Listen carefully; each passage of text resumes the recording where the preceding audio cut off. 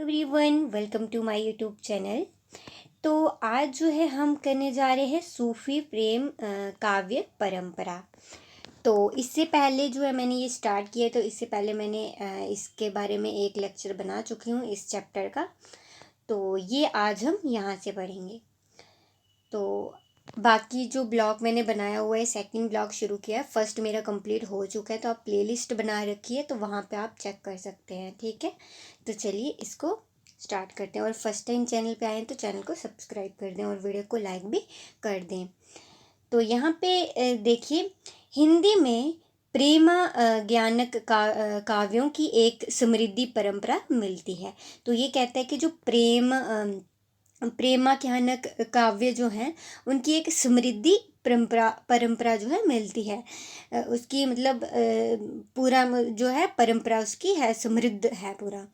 सूफी प्रेमाख्यान काव्यों से पूर्व, मतलब उससे पहले की परंपरा जो थी, वो प्राकृत अपभ्रंशों के चरित्र काव्यों की परंपरा का गहरा असर है।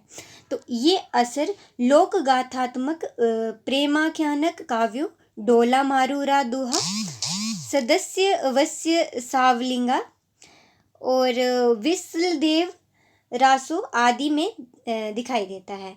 तो अपभ्रंश और अभट्ट के काव्य जो संदेश रासक हैं, नेमिनाथ हैं, चढ़मई आदि भी प्रेमाज्ञानक काव्य ही हैं। तो जिनके श्रृंगार और प्रेम की प्रधानता है। हिंदी में आचार्य रामचंद्र शुक्ल ने कुतुबन मृगावती 1501 ईस्वी 1500 जो 58 है, 58 कहते हैं शायद इसको, का उल्लेख प्रथम प्रेम मार्गी सूफी कवि के रूप में किया है। तो डॉक्टर नागेंद्र द्वारा संपादित हिंदी साहित्य का इतिहास में इसका रचना काल 1503 बताया गया है। तो यहाँ पे अगर आप मुझसे कुछ बोलने में मिस्टेक होती है तो उसके लिए मैं क्षमा चाहूँगी आपसे। तो आप करेक्ट कर लीजिएगा, आपको अगर पता है तो। इसलिए हजारी प्रसाद द्विवेदी ने ईश्वरदास सत्यावती कथा 1501 ईस्वी को तथा डॉक्टर राम कुमार वर्मा जो मुल्ला दाऊद हैं चंदायन 1379 ईस्वी को प्रथम सूफी काव्य कवि जो है मानते हैं।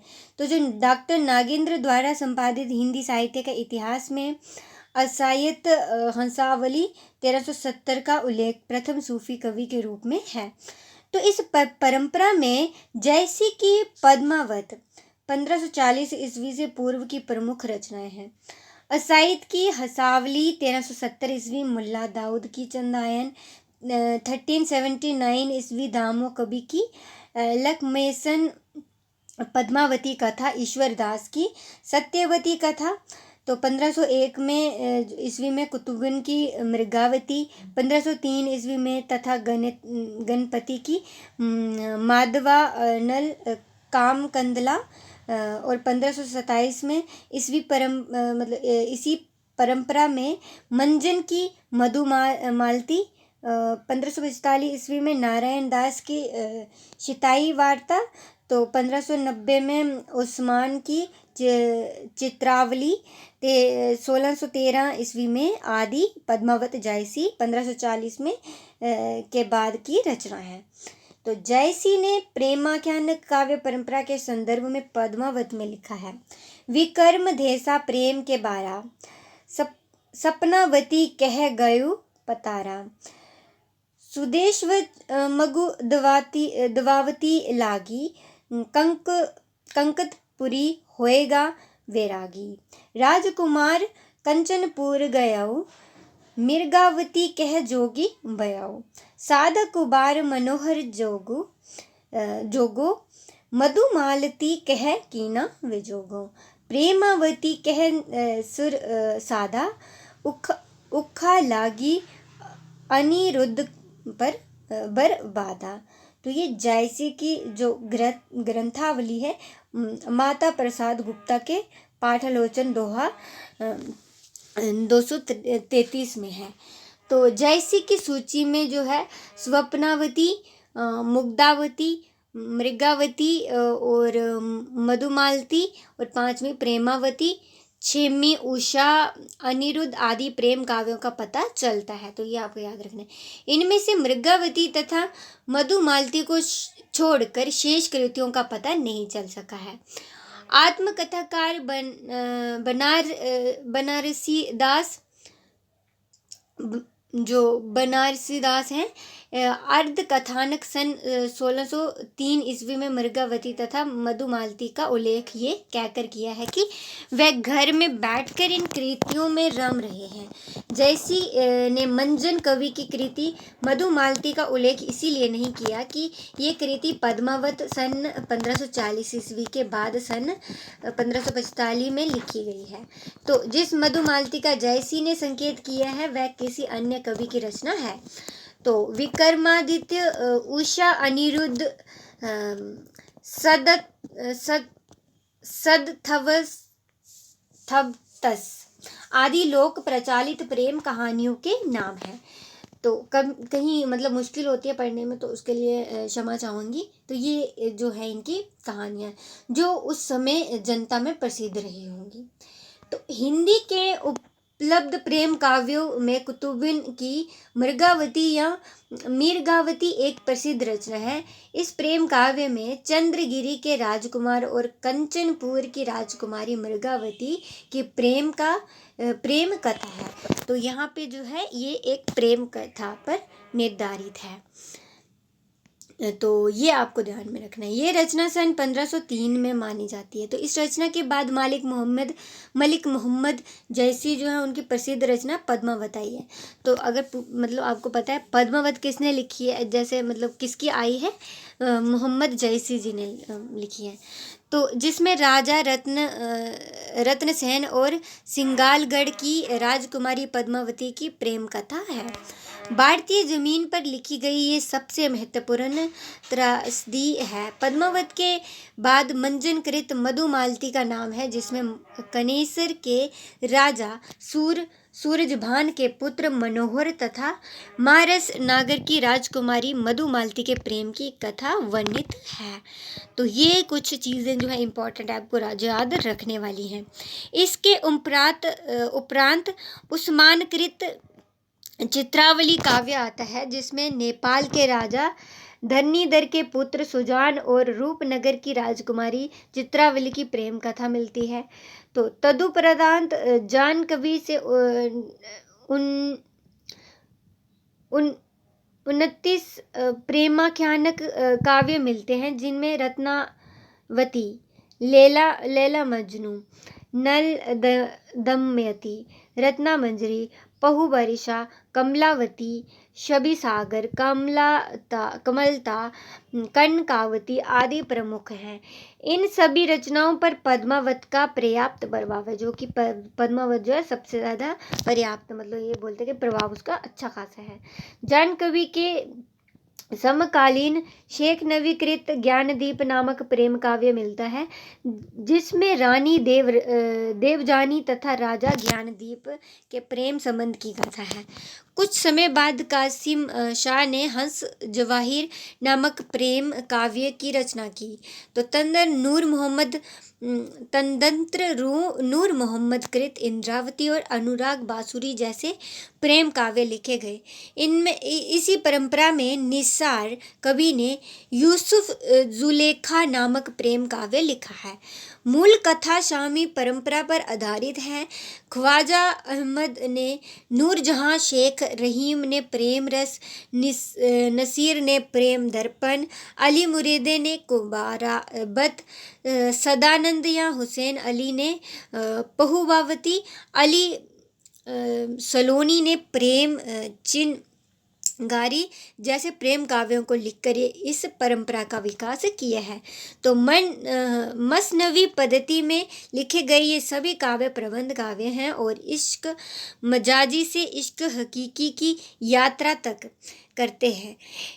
इन कथा रूपों एलिगिरी का हिंदी सूफी परंपरा में महत्व अनुभूति की संगलता और मार्मिकता के कारण भी रहा है। तो ये इसके कुछ प्रश्न हैं जो कि आपको देख लेने हैं। तो ये है सूफी प्रेमाख्यान का स्वरूप। ये एक इम्पॉर्टेंट प्रश्न है जो कि पूछा जा सकता है कि प्रेम व्याख्यान क्या मतलब क्या क्या है इसमें है। तो ये आपको थोड़ा बहुत देख लेना है। चलो थोड़ा सा देख लेते हैं इसमें। ये इम्पॉर्टेंट है। प्रेम व्याख्यान का जो आख्यान शब्द कथा और आख्यायिका से कहीं ना कहीं जुड़ता दिखाई देता है। किसी युग में आख्यान शब्द पुराणमाख्यानम अर्थात पुराण की आख्यान के लिए प्रयुक्त होता था। तो तथा इसके भीतर पाई जाने वाली कथाओं को उपाख्यान कहा जाता था। यही अर्थ सिद्ध करने के लिए महाभारत को भी भारताख्यान कहा गया है। तो आख्यान कल्पित ऐतिहासिक वृत्तात्मक तथा वर्णनात्मक होते हैं। सूफियों ने भारत में प्रसिद्ध लोक कथाओं और लोक गाथाओं को अपनाया और उन पर अपने सिद्धांतों का रंग चढ़ा दिया। सूफी प्रेम व्याख्यानों में प्रेम 4 प्रकार से वर्णित मिलता है। तो चित्र दर्शन मानव अथवा पक्षी से नायिका का चित्र देखना और आसक्त हो जाना। तो दूसरा है स्वप्न दर्शन, स्वप्न में सुंदर राजकुमार को देखना और प्रेम राग शुरू कर देना, जैसे स्वप्नावती काव्य में है। तो तीसरा गुण श्रवण, मानव या पक्षी से गुण और रूप का वर्णन सुनकर आसक्त हो जाना, जैसे पद्मावत में हीरामान तोते के द्वारा पद्मावती के रूप गुण का कथन तथा प्रत्यक्ष वर्णन, ये परंपरा बहुप्रचलित रही है। तो ये सब चीज़ें जो है इम्पोर्टेंट है। इन प्रेमाख्यानक सूफी काव्यों के नायक प्रेम की पीड़ा को लेकर जोगी हो जाते हैं, यानी कि प्रेम में मतलब योगी हो जाते हैं। तो राजपाट धन दौलत छोड़कर प्रेमिका के लिए दीवाने हो जाते हैं। 7 समुद्रों को पार करने का कष्ट उठाते हैं। कभी कभार प्रेमिका को पाने के लिए घोर संग्राम करते हैं। ये प्रेमी न केवल विकट यात्राओं को निकल पड़ते हैं, वरन अनेक प्रकार के कष्टों यातनाओं को सहते हैं। तो क्योंकि प्रेम पाने के लिए जो है जितनी भी बाधाएं हैं वो सारी ये पूरी करते हैं। प्रेम पहाड़ कठिन विधि गाथा, 100 पे चढ़े 100 सिर 100 चढ़ा। प्रेम ही जीवन का सार सर्वस्व है। प्रेम के कारण ही मानव दिव्य हो गया है। तो मनुष्य प्रेम बयो बेकुंठी नाही तो व्याह शार एक मुट्ठी।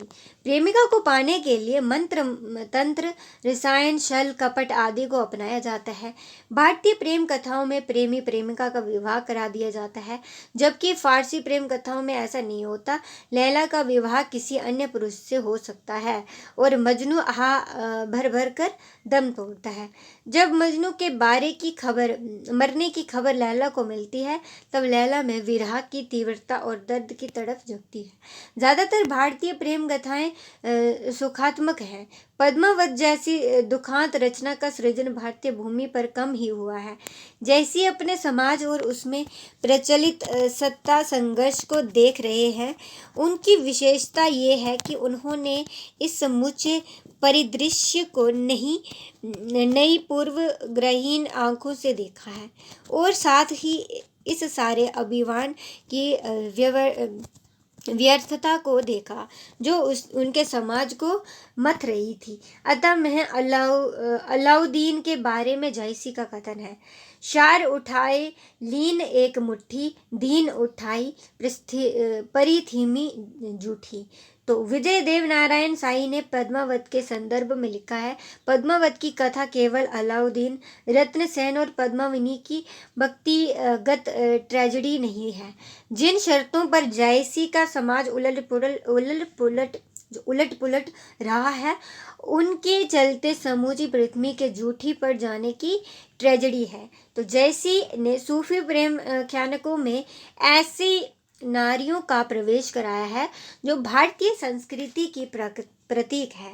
साथ ही लौकिक कथा में अलौकिक प्रेम की झांकी दिखाने में भी इन नारियों ने भारी मदद की है। ध्यान देने की बात यह है कि भारतीय सूफी कवियों ने प्रेमाख्यान काव्यों की रचना पहल फारसी भाषा के माध्यम से आरंभ की थी। तो उदाहरण पूर्वक हिंदी के प्रसिद्ध कवि अमीर खुसरो जो है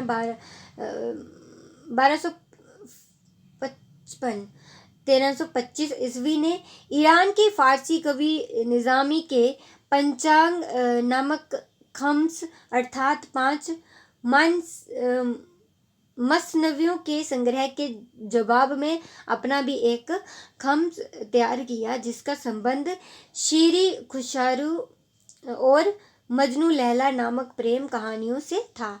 उन्होंने दुबल रानी खिजखा जैसी मसनवी ऐतिहासिक प्रेम कथा का आधार लेकर लिखी है। खुसरो के बाद उनकी मसनवी रचना पद्धति का अनुकरण कई अन्य सूफी कवियों ने किया, किंतु अनुकरण के 2 मार्ग बन गए हैं। पहला मार्ग हिंदी में उन कवियों का है जो अवधी भाषा में दोहा और चौपाई छंद को लेकर प्रेम प्रधान मसनवी लिखते हैं। दूसरा मार्ग हिंदवी से प्रभावित दक्कनी उर्दू दक्कनी हिंदी को अपनाकर आगे बढ़ता है। दक्कनी हिंदी को एक सूफी साहित्य को हिंदी साहित्य के इतिहास की एक धारा के अंतर्गत ही समझना चाहिए। दक्कनी हिंदी निजामी के कदम राब को पदम सन 1460 शाह हुसैनी ने बशीर तुल अनवर सन 1623 मुल्ला बजही ने सवलरस सन 1636 ईस्वी मुकीमी ने चादर वदन बा महियार सन 1640 ईस्वी नुसरती ने गुलशने इश्क सन 1657 ईस्वी गुलाम अली ने पद्मावत सन 1666 ईस्वी तथा हाशमी ने यूसुफ को जुलेखा सन 1680 ईस्वी जैसे प्रेमाख्यानों की रचना की। लेकिन दक्कनी हिंदी के इन सूफी कवियों पर अभारतीय कथा स्रोत का प्रभाव ज़्यादा रहा है। मसनवी पद्धति का पूरा ढांचा फारसी ढंग से खड़ा किया गया। उदाहरण अर्थ कवि जो बजही ने सबरस का कथानक और रचनात्मक साचा फारसी के कवि फलमही के दस्तूरे इश्क से लिया है, तो उत्तर भारत के सूफी कवियों ने भारतीय लोक कथा का आश्रय लिया तथा अवधी भाषा में रचना की है। तो आज के लिए बस इतना ही।